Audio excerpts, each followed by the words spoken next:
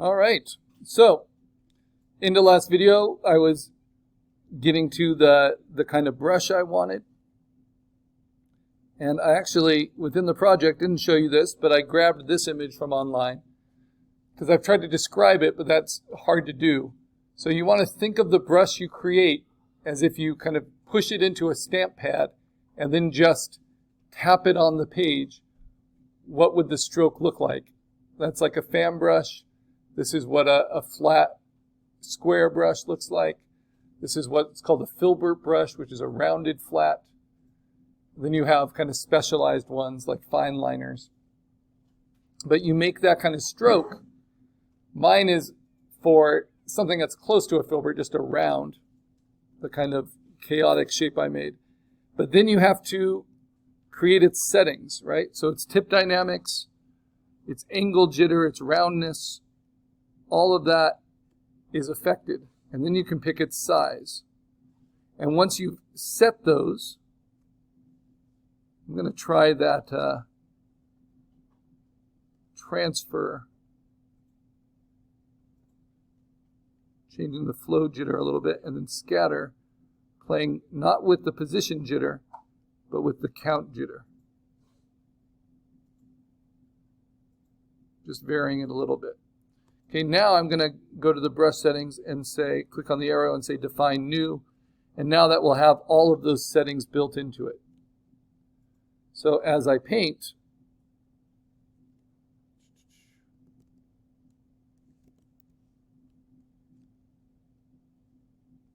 why am I not seeing anything? Oh, there we go. As I paint, it will build that up. Now I'm using this in an opacity that's only in the 30s. And that's the difference between a refined paint layer and the rough paint. And you can see what it does. With the softer paint opacity, it really starts to blend. So I use Option to steal colors, and then I just paint with this controllable brush. And I can refine. It can be nice to have the navigator open as well. You'll find that under Window, Navigator. There it is. So I can see kind of the big picture as I'm refining.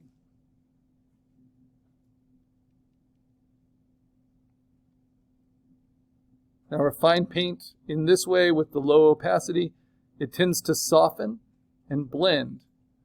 So if you want hard edges, you have to restate them with your highlights and your shadows. But it's a great way to bring additional color in to these different areas. So I'm going to start with the eye just because it's the focal point. And I'm going to build up around it.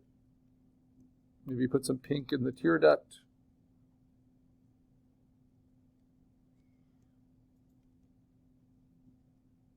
And remember, if Photopea starts to lag on you, you want to save your work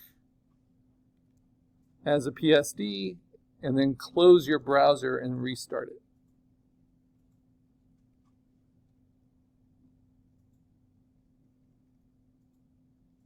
Make this brush a little bit smaller. Notice I have my smooth turned all the way off. It's all to kind of just help it keep up with me.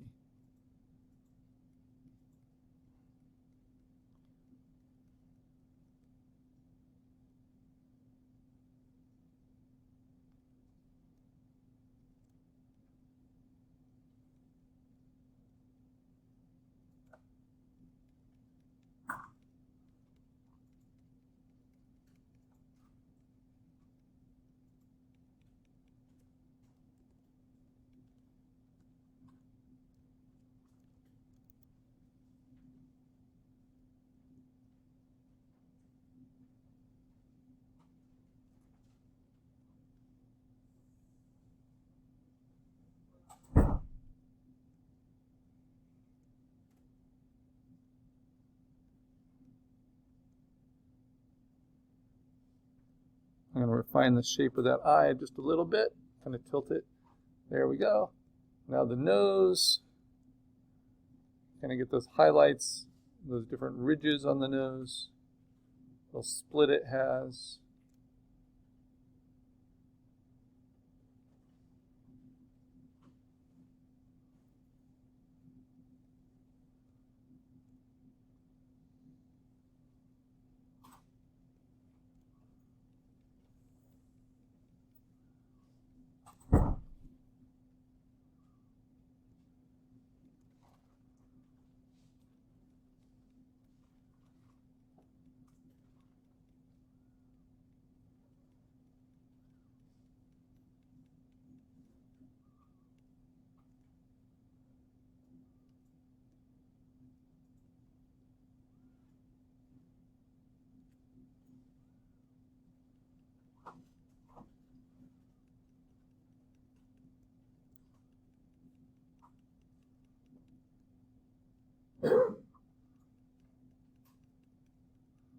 And just trying to see in terms of shapes more than outlines.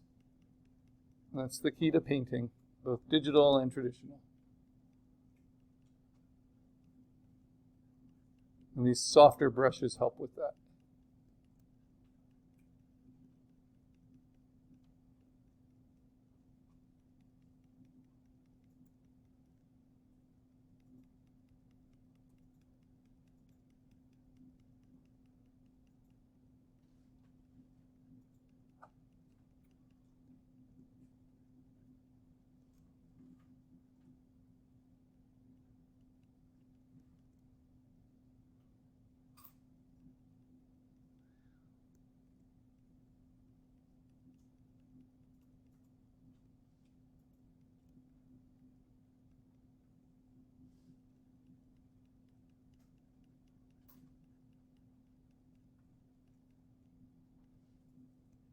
Now the key with refined painting is to really understand where you want to spend most of your efforts.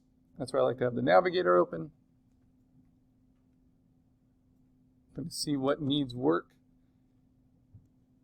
And of course the face needs work, but then also the wings do, that back leg I'm not happy with yet. So these are all the areas I'm going to try to hit before I get this submitted.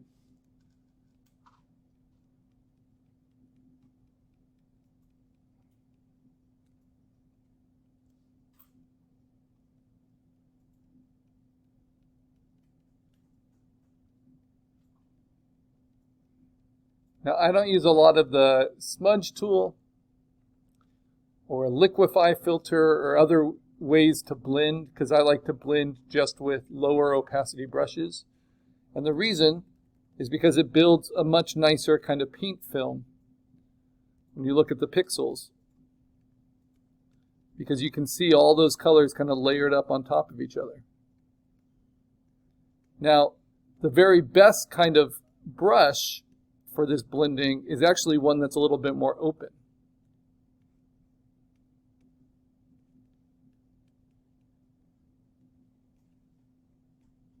So maybe I build a separate blending brush now to show you.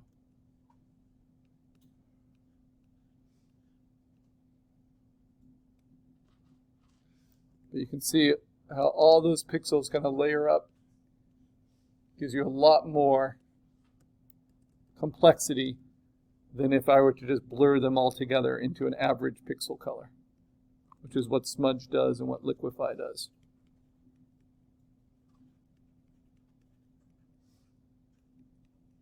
But I do want you to know about those tools. So just to demonstrate it for you, even though I don't like to use them all that much, because it might be very useful to what you're trying to do, especially if you're having trouble blending out from your hard edges. Like this little line right there. It's actually on a layer underneath, but let's unlock my rough painting layer so I can show it to you.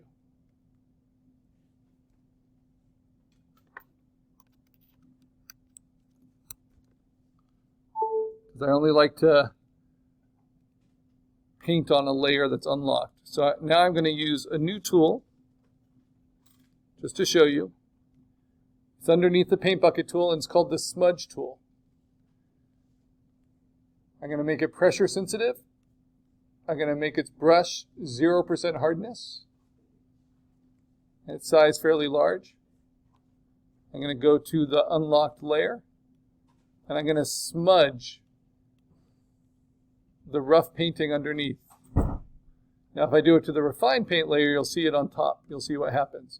All that kind of crisp, differentiated texture that I'm getting from my painting with the brush, it's going to, oh, come on, unlock. It's going to just blur it all into something, right? Which does smooth it out. And so if that's useful to you, that's something you can do. But I like to do it all with just lower opacity blending.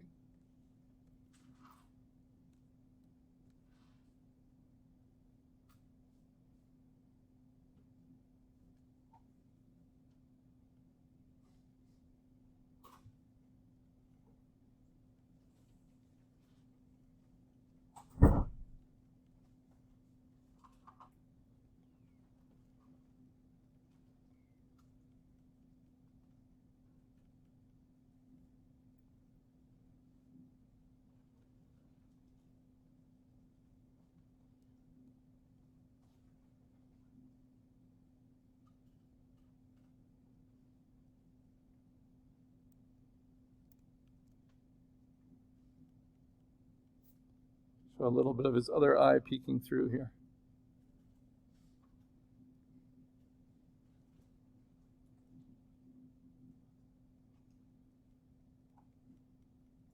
Helps to give form to his nose.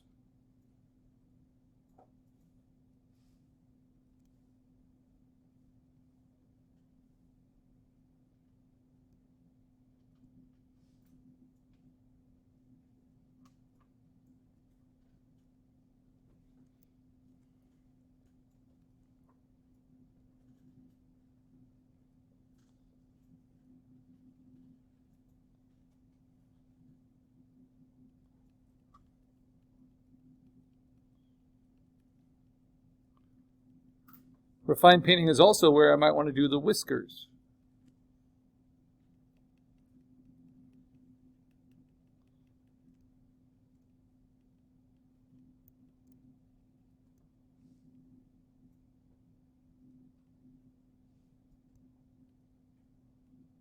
So how might I do that?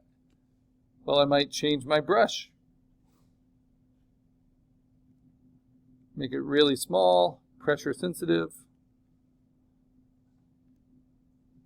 Make it pretty strong, and then just, need to be a little bit thicker than that.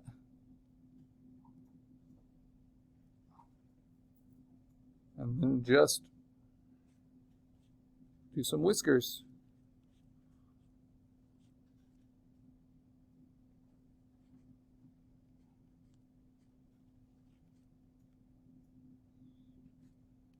So that's usually something I do at the very end.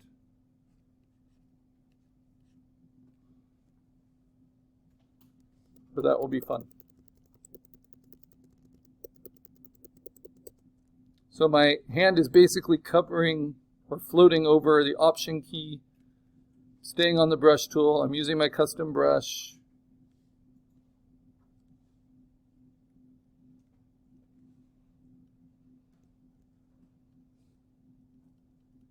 And I'm stealing colors from myself as I go and start building around. So you can see how much the refined paint does.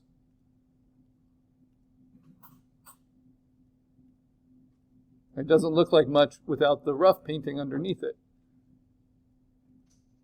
but it really helps transition and bring things together.